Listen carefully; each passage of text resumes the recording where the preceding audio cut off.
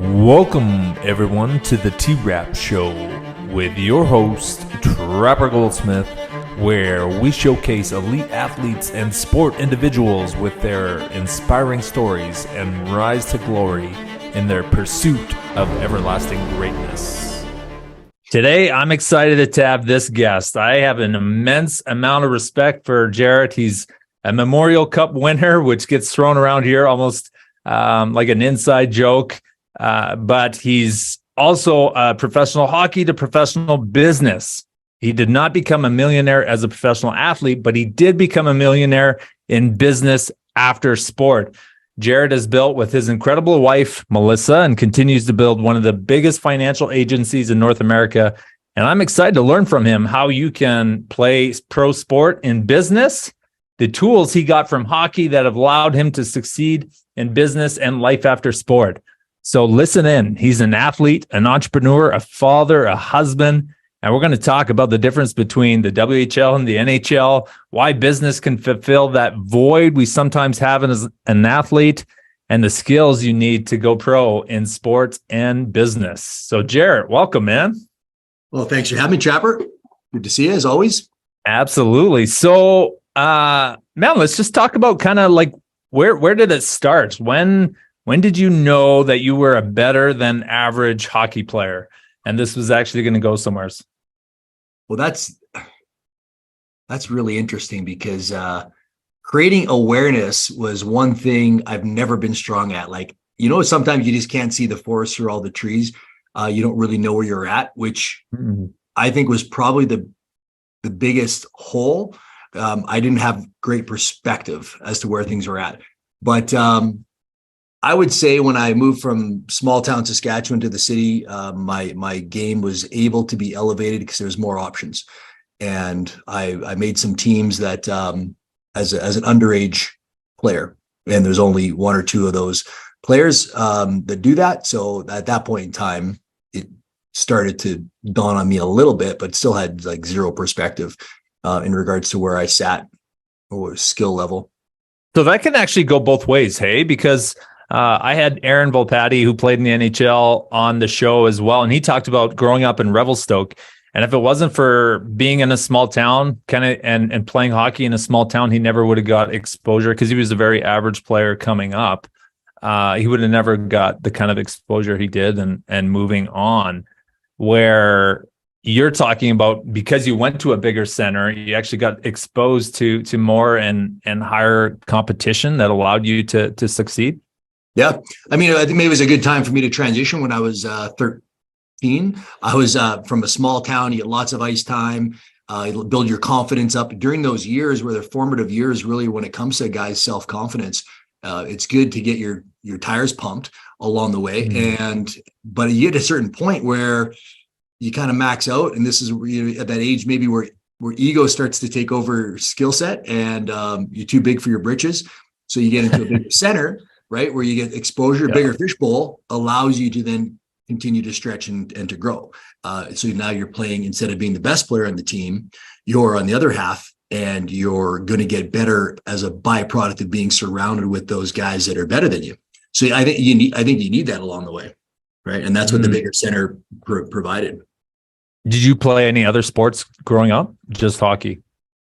Rugby actually was my only other sport. Several years playing rugby, and there's a lot of transferable skills. More so hockey to rugby than it was from football to rugby, from my understanding. But that was this. It was not even a sport. That's more of a culture. Rugby, really great. Like, if guys like playing hockey because of the team atmosphere, that environment, they're going to love rugby because it's that tenfold. It really is. They're a different breed, the guys that play rugby, man. That's So what was the love about hockey? Like, what allowed kind of like what piqued your interest? Was it just your skill level? You were better at hockey, or what really made you pursue that sport? Well, small town Saskatchewan, it was the only sport. And like literally there was no rugby teams or football teams or volleyball teams, or I think we had baseball for a couple months swatting balls and mosquitoes. That was it for a couple months in the summertime. And then it was back to hockey.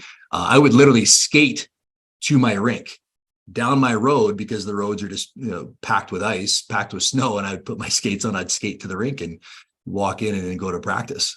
Right. So it wasn't much of a love. It was just this is what people did. Right. Right.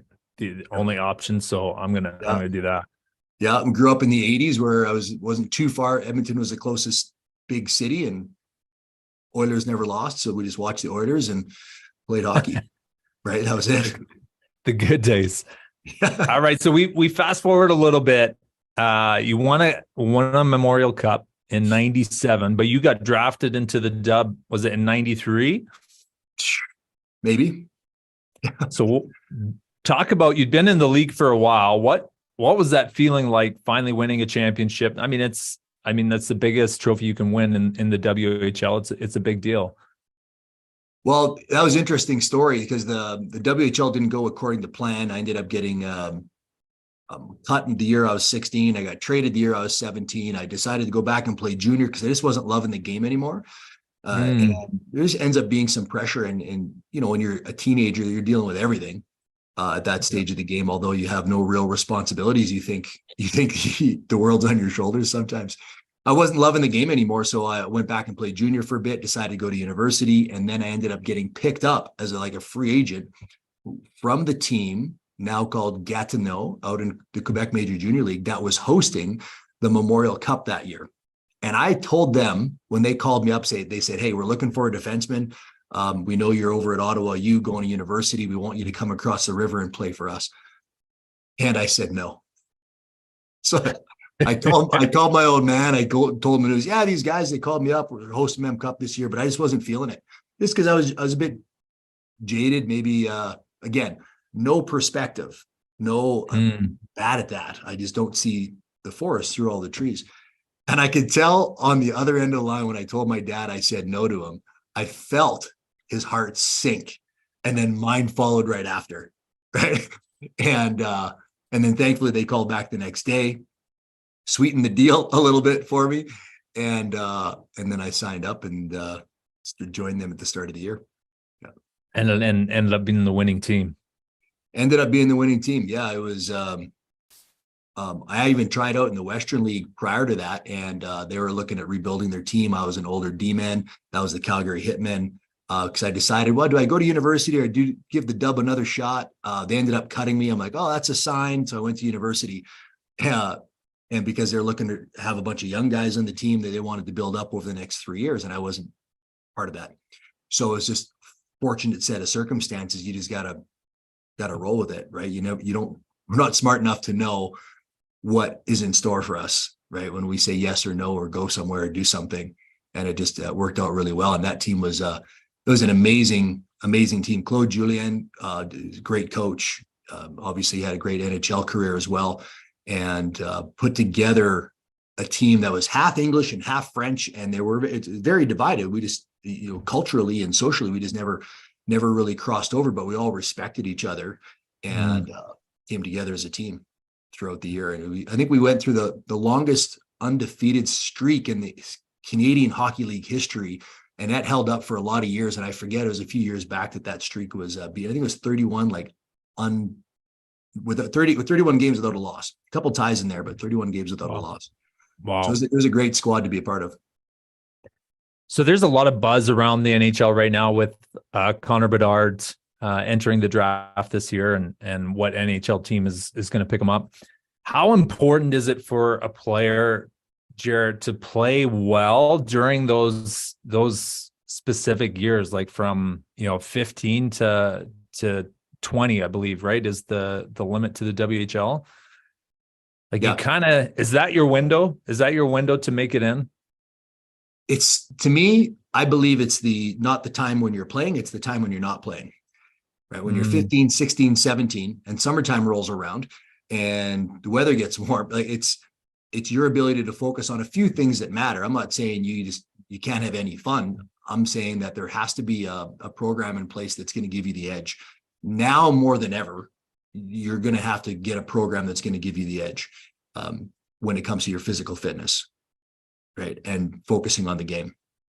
there was a summer or two in there that I really didn't do a whole heck of a lot when it came to hockey, and or even training for hockey. I'm not saying you have to be on the ice, but training for it. Yeah. There was no fitness program that was in place for me that was going to, build certain core strengths as it relates to hockey. And you just get distracted. So I think going from year to year, it's when nobody's watching is when you got to put in the work, right? You get a little bit of teenager brain, right? Yeah, that's a good way of putting it. What do you think has changed between the game then and the game now? Like, what are some big differences you see in that caliber of hockey? I don't know these guys and their training schedule, but I don't think that they are they're taking a lot of teenager brain into consideration. Like they're just working through it. Yeah. And you don't have a lot of time off if you want to make the show. The competition's never been more fierce, and the training has been much more specific. When you see how McDavid moves the puck and moves his feet and uses his edges, and what's being trained now was really not part of the training before. So things change, things advance, and the game is just that much faster than it was before. You go watch some of those games, NHL games from those rewinds, you watch the games from the 80s and you watch how those guys are skating and shooting, and it looks, their best at that time. And it's not just equipment, but then it also looks like they're like midget or junior players, right? That you're watching. But it was the NHL back in the 80s. Yeah, the natural progression of sport. Yeah. You got to be dialed in on it. There's no doubt about that. So Jaret, tell me what you do better now that you wish you had back then. What do you do now better in your life and business that you kind of wish you knew back then? That's that old adage. People don't really rise to the challenge. They fall to their level of their standards. Right. And those standards are usually supported by certain systems. So what processes do you have in place that are your default mode? And now what I do really well is I have a certain process for how I start my day, and it affects how I run my business, how I interact with my family. It's all part of the process. So I don't have to do a lot of thinking on it. Right. And it actually allows me a certain amount of energy to go into each day, and everything is energy. So back when you're, training for hockey, there was no real set program. Although as you're in the hockey season, by default, you end up getting a really good program in place because you have practice at a certain time and you have this schedule and you have these habits that are going to serve you and the structure that's going to serve you. But in the off season, that wasn't the case, and it's not the case for a lot of people. Whether it's players, that are trying to do something with their athletic career, or whether it's people in business, right? Somebody goes and starts a business. Most people don't have great habits or behaviors that actually help them generate energy and focus, and what you focus on expands, right? Most people that's where they drop the ball. They're so worried about what they want this week. And this goes for everybody. Whether you're a teenager training in sport or whether you're trying to be this business athlete, so many people are worried about what they want this week that they're not spending time thinking and working on who they want to become next year. And that's the big difference maker. Yeah. I believe.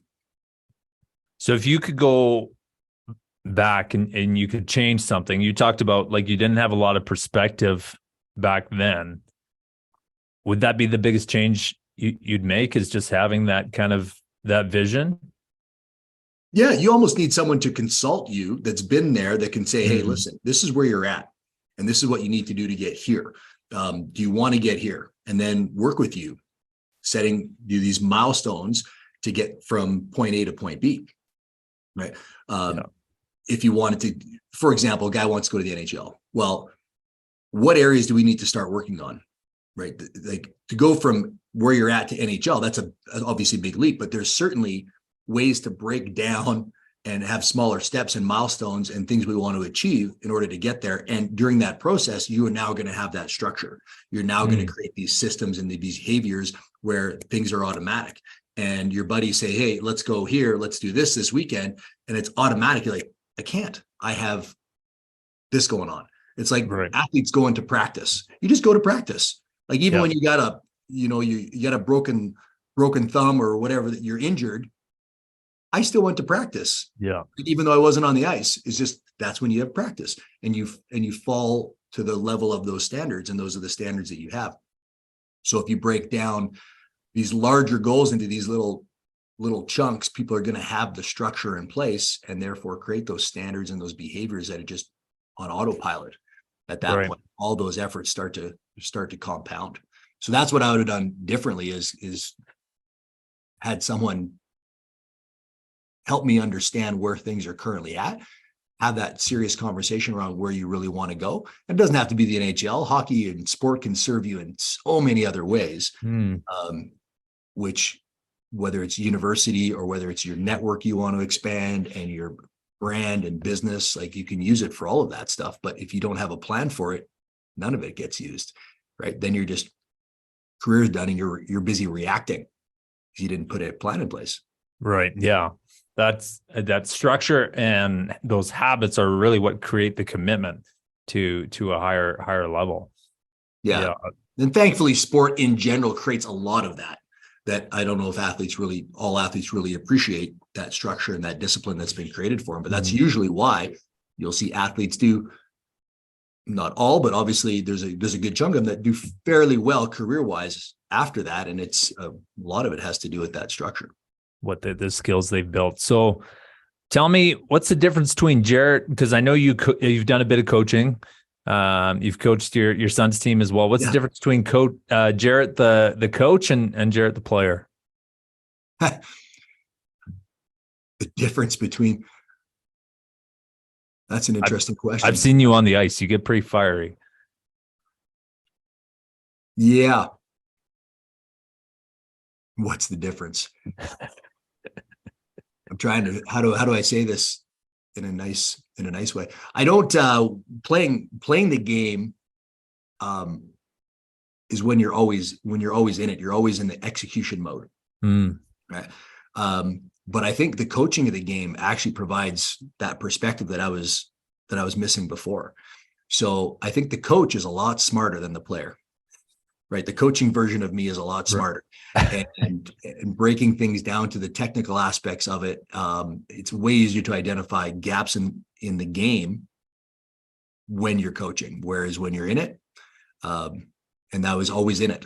And again, back to that perspective, I needed someone to kind of pull me out of it. And obviously that's what coaches try and do along the way. But coaching Jaret's a lot smarter.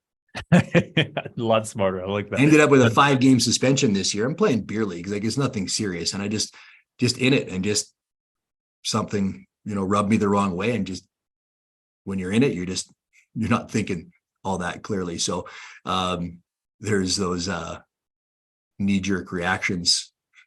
5-game suspension in beer league.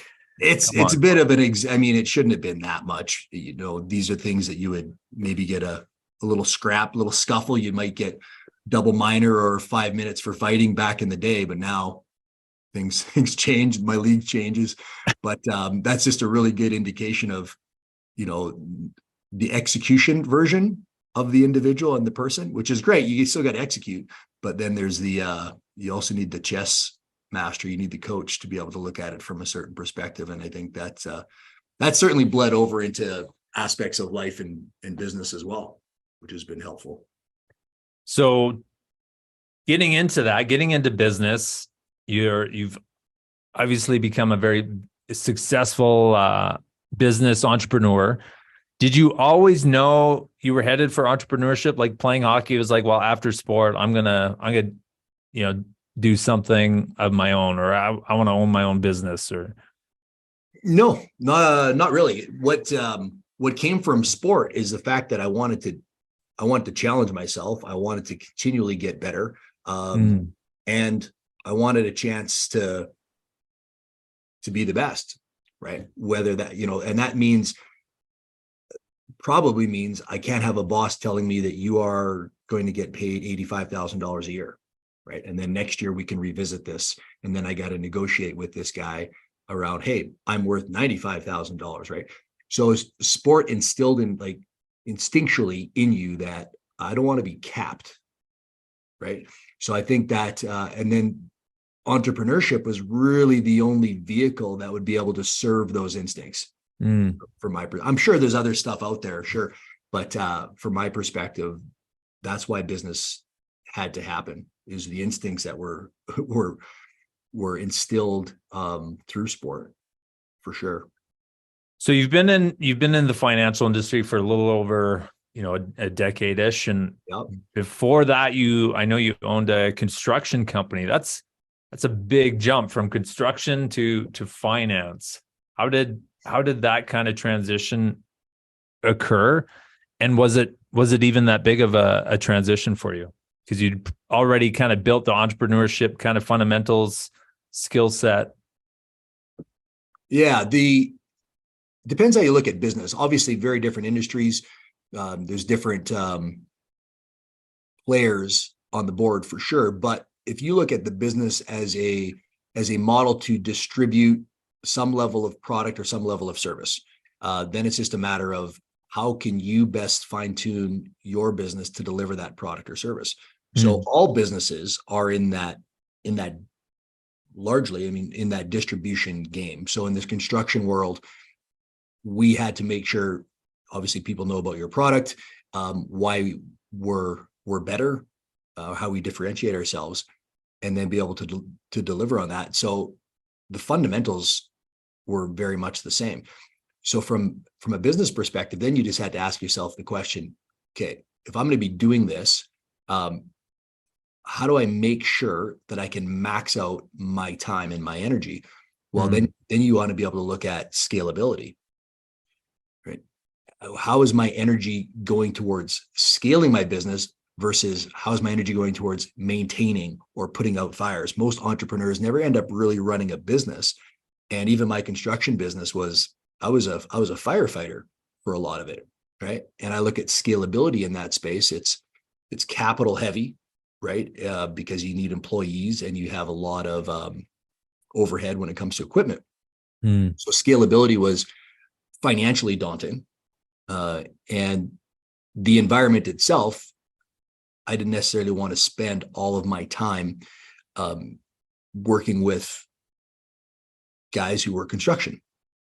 Good guys, salt of the earth, but when it comes to surrounding yourself with people that are better than you in some way, shape, or form, none of them were making more money. None of them were healthier or better relationships or had a greater vision than I did. So I was only going to grow so much, right? And then you got to bring it outside, help and networking, and which is another whole dimension, which keeps you even busier than running your own business, which is busy enough. So business-wise, for me to make the transition, it was taking a step back and creating awareness around business. And this is where I felt like I dropped the ball in my sporting life. And that's why I think it was important for me to take a look at other businesses, other business models, how they were set up. What's the risk? What's the scalability? What's the demand? What's the capital? What's the liability that I'm putting out there? And if I can find something in all these different areas that's better, well, I don't care what industry it's in. It just makes sense to change. If my goal is to build a business, then the next question is, well, why are we building this business? What is the end game? Well, I want to be able to perform on my best. Well, how are you comparing? Who are you comparing yourself to? And some businesses have a very competitive environment. It's more transparent. You can see how other people are performing. My construction business, I was making the most money in the business.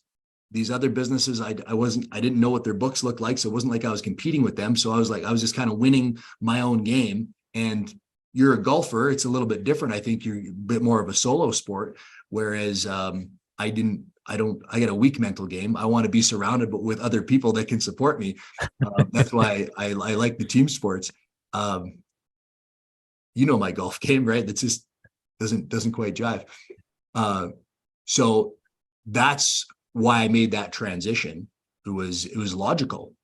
Right. If I can find something with way greater demand, if I can find something that has the ability to pay me residual income, if I can scale my business without taking on a ton of financial risk, if any financial risk, and it just made more and more sense.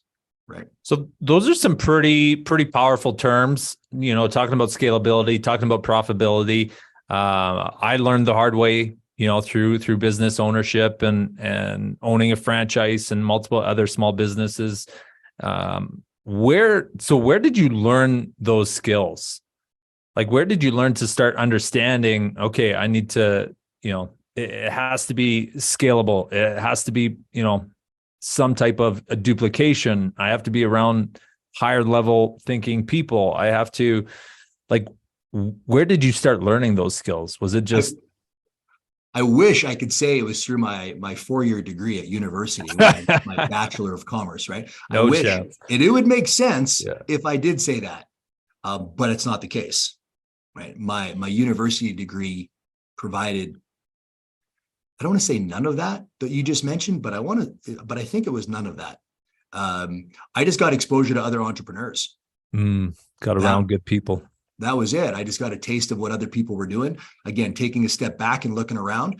If there's somebody that's, younger than you, making more money, having more fun, having more time on their hands, you might want to check your ego and figure out what they're doing. Right. Yeah. And that's exactly what had to happen. It took a while because my ego was, like anybody, you don't want to be told you're doing it wrong, but there's a lot of people in positions that they're just, and even if they're hard workers, like I was, you're not in the right vehicle. You're just not. No matter how hard you work, that's probably not the right vehicle for you. If your net worth hasn't grown, if your income hasn't grown, if your level of enjoyment, fulfillment hasn't grown over the last several years, you are in the wrong vehicle. Now you just have to be able to bite the bullet and make the change. And don't make that change until you've seen some options. And that's what happened to me. I ended up getting exposure to some guys that were younger and happier and making more money and had a more scalable business. And I just started to dig into that a little bit.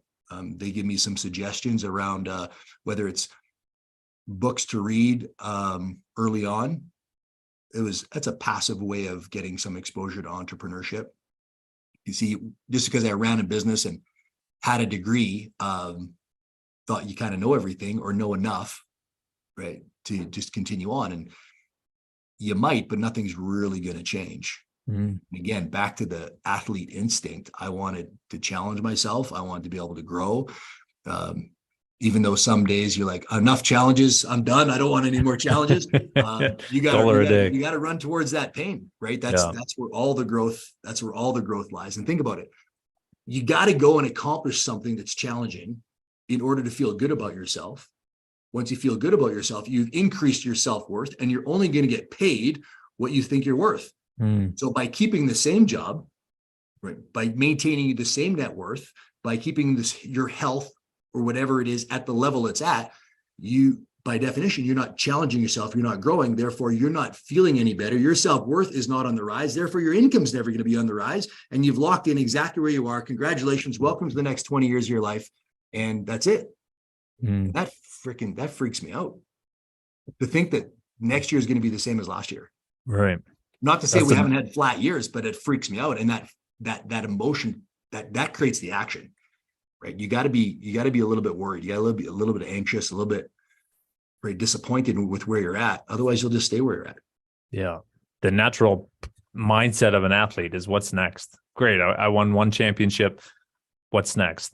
I played in the BCHL. Okay. What's next? Now I want to play in the next league. It's like Tim Grover, right? Winning doesn't care. Yeah. Right. Okay, so man, you touched on something there. I kind of want to, like, in a digital era that we're growing up and the next generation is coming up in, how important you talked about getting around other entrepreneurs, other business owners. And today's default information highway is Google, going online. How important is it to actually get around mentors or other entrepreneurs that are actually doing it compared to just reading it? That's interesting because the amount of information that's out there now is ridiculous. Mm-hmm. If you curated your Instagram or your Twitter feed, that could be your podcast that you're listening to.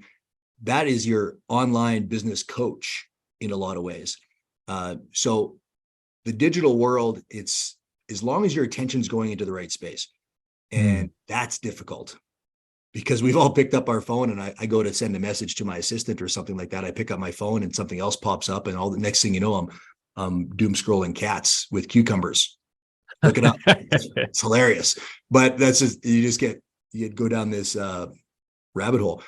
So the information, if you're disciplined and like I said, curate your own feeds, it can be extremely powerful, and you can go a long way without having some additional exposure. But I don't think there's anything that can replace that interaction with someone doing better than you are. Mm-hmm. Right. To go out and seek and find that. We're very fortunate in our industry. We are, that's all over the place. You want to find someone who's done it twice as fast, twice as big, and they'll tell you how to do it. We have those resources available, which is I think godsend. And I don't think we really, as I'm saying it, I don't think we realize how valuable that happens to be to help your game. So other entrepreneurs, they're in a tough spot. They got to go reach out and find it. But there are definitely groups out there that can create that exposure for you. And you're never going to put a price on that, is to go and seek somebody out that you think that you can relate to, but it intimidates you a little bit. That's probably the right person for you. Most people don't someone that makes you uncomfortable. Yeah. And most people don't do it because it is uncomfortable having those conversations with those people, because they're the ones that are there to point out your flaws, and that never feels good. So we don't do it. But yeah, critical to move forward. So being in the financial industry, and entrepreneurship, you understand kind of most people don't know that their identity is tied to their income. And you didn't make a lot of money playing hockey, but you have in business. Rubbing that in. Yeah. We're live. I can't even edit it out. I'm sorry. But you have in business, and you continue to hit milestones and thresholds. And talk about, like, how did that happen? Was there mental work you had to do, visualization work?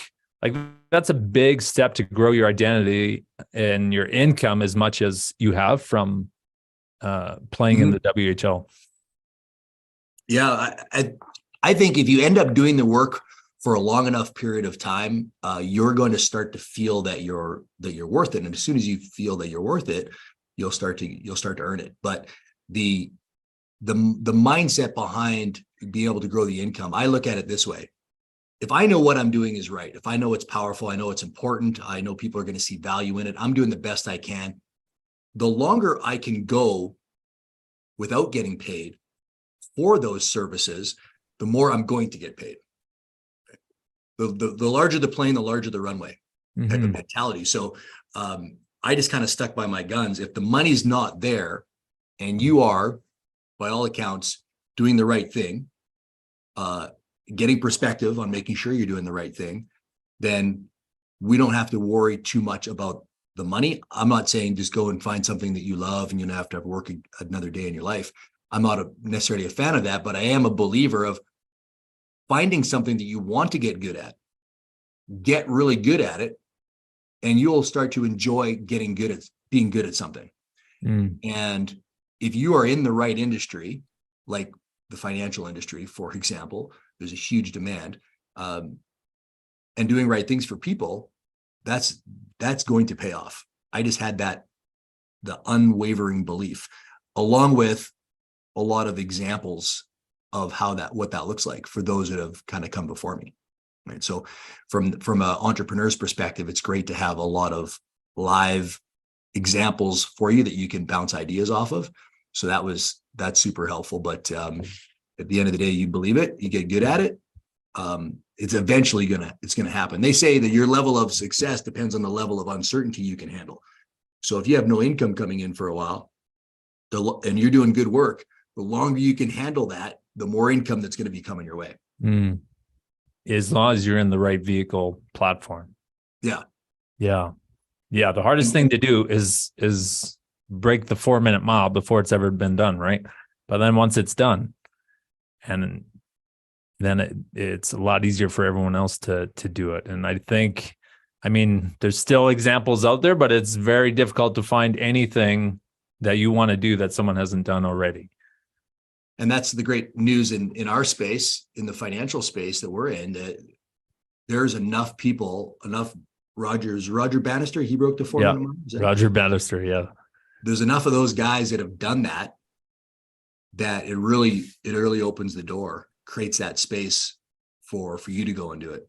Because there's, guys that, how do you make $1 million in a couple of years, like in cash flow? Well, talk to those who have done it in this industry, right? It's out. So it makes it a little bit easier for us to have that belief, because that's missing for a lot of people, a lot of entrepreneurs. They're kind of wondering, right? They look at the news, they look at government shutting businesses down. Unbelievable that kind of stuff happens. And then you start to get a little bit worried, right? And then all of a sudden you're playing scared. And if you don't make that decision and go after it, even if it's not the right decision, you're better off making it and doing it than hesitating. Yeah. I know in hockey, you hesitate for that half a second, you're going to look dumb. You can get an ankle breaker. Yeah. So here's a loaded question, Jaret. What's easier, pro sport or pro business? I don't know if that's so loaded question. I don't know. I would pro sport or pro business.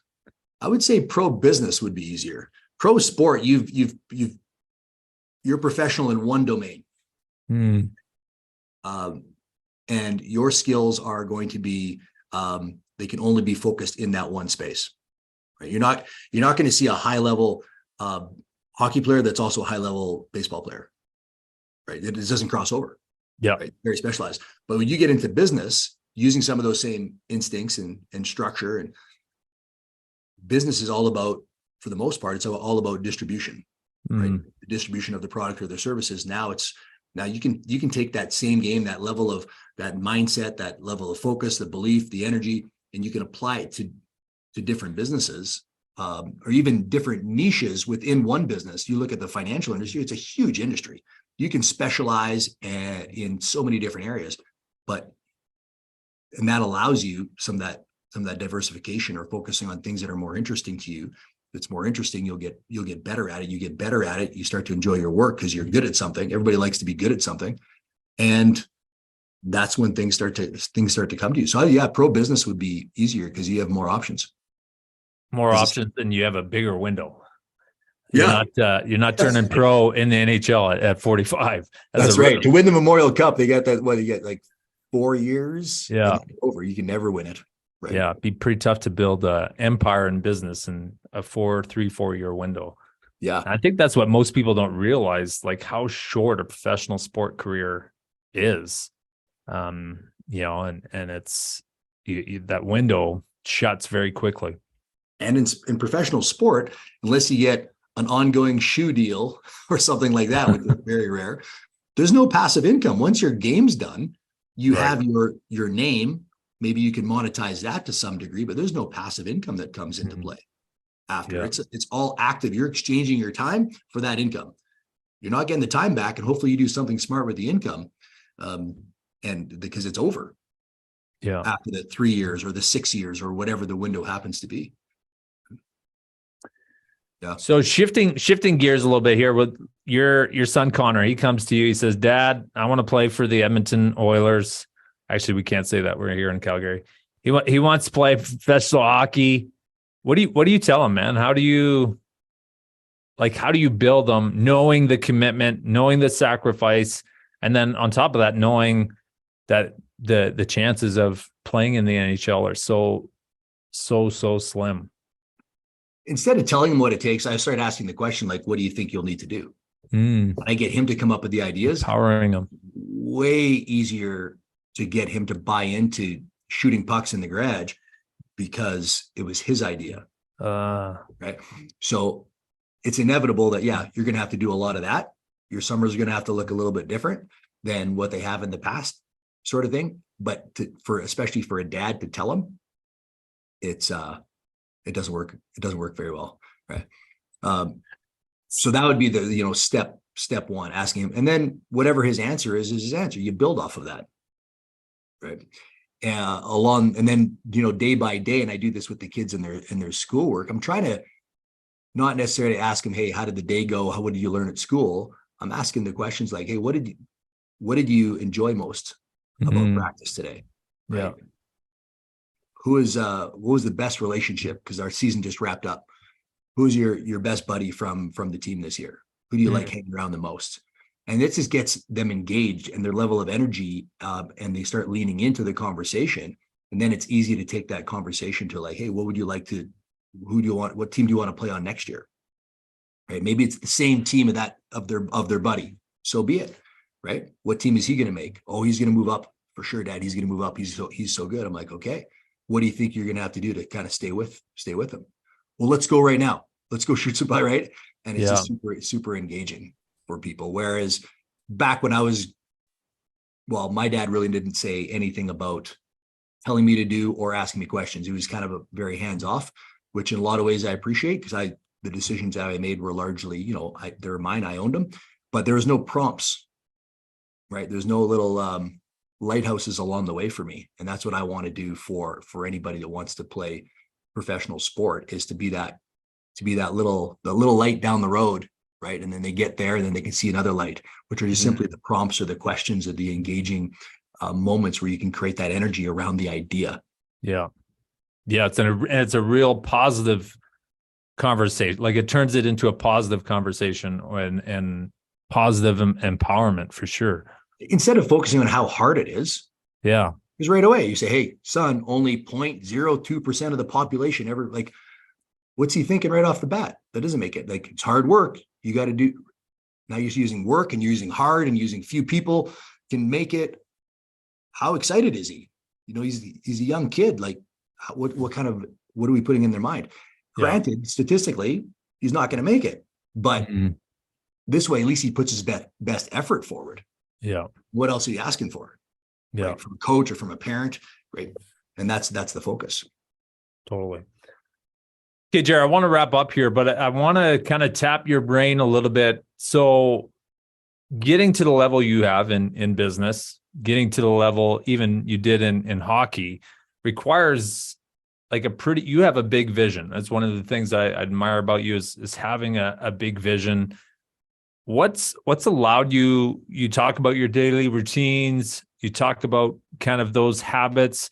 Is there something you do on a daily basis to grow that vision, or what's allows you, kind of give us some tangibles on what allows you to have that bigger vision where, I don't want to just play in the BCHL. I want to actually make a run at playing in the NHL, or I don't want to just be a simple business owner. I want to own an empire.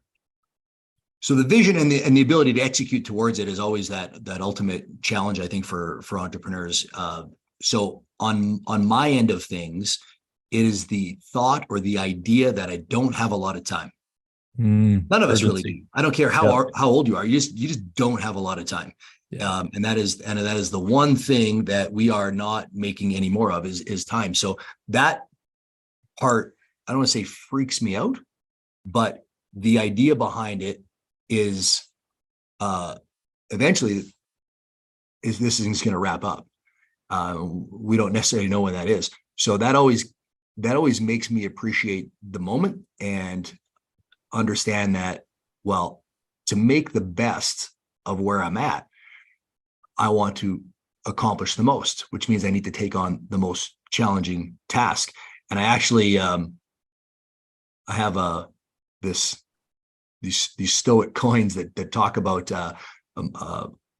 amor fati, which is the love of the challenge, essentially, even the pain along the way. And there's another quote by Marcus Aurelius. He's like, remember that you're going to die, paraphrasing, and now go out today with that understanding. You kind of leave it all on the table a little bit. I Yeah. think I operate a little bit more kindness, a little bit more urgency, but also appreciation at the same time. So I kind of adopt that mentality when I'm going out and thinking about where I want to go, and being able to execute on it. I think a lot of people, I want this house and I want this vacation and I want this money saved up. We all want that. Yeah. But we don't act on it. Right. And that's because I don't think we focus on, I don't want to say the negative. I want to say focus on the inevitable, that we're eventually going to run out of time for these things. And if you don't go and attack this stuff, no one's going to give it to you. And so I'm always, like, daily spend a little bit of time on my vision and how I'm executing on it. Right. And what happens if I don't? Which, there's this whole school of thought out there, like all this positive thinking, and I get it. Like I totally understand you want to focus on the positive side of things, but it's the negative side that really drives action. Right. So I got an example of like a zebra in the in the Serengeti. There's a bunch of them, so he's probably not going to get eaten by the lion over there. So they're just chewing on their grass. But the thought that they might allows them to stay alert. Right? And you have to take the idea, the thought, to action. And how do you take something from your mind to your body is you need to think about the consequences if you don't. So the zebra is always thinking, like, hey, I might need to take some action. And that's when the adrenaline pumps in, and that's when they can actually run. And they're not thinking about anything else but that action. In business, I kind of feel the same way. Like, I want all these wonderful things, but at the same time, if I don't take action, I'm going to be embarrassed by my lack of results. I'm going to start creating, maybe resentments towards people that haven't been supporting me because I'm not taking action. Right. So I think of these negative consequences that if I don't take action, these are the things that actually move me to action. That whole idea that people are going to move away from things they don't want with greater velocity than they will move towards things that they do want. Yeah. I've built that into my goal planning, which some of it, like, literally says it might have some negative connotation to it, but that's the stuff that makes me want to make sure I'm doing something with my day. Yeah.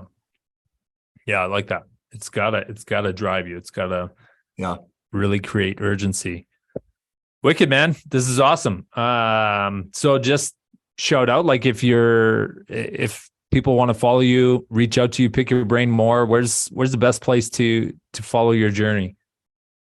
Probably on Instagram would be a central hub for me. LinkedIn, I'm on that as well. I believe my contact information's on there for people. As if I'm not checking those messages as often as I probably should. But those are great resources for sure. Love it. Okay, Jaret, appreciate your time today, man. We'll I'll close our live and then we'll wrap up here.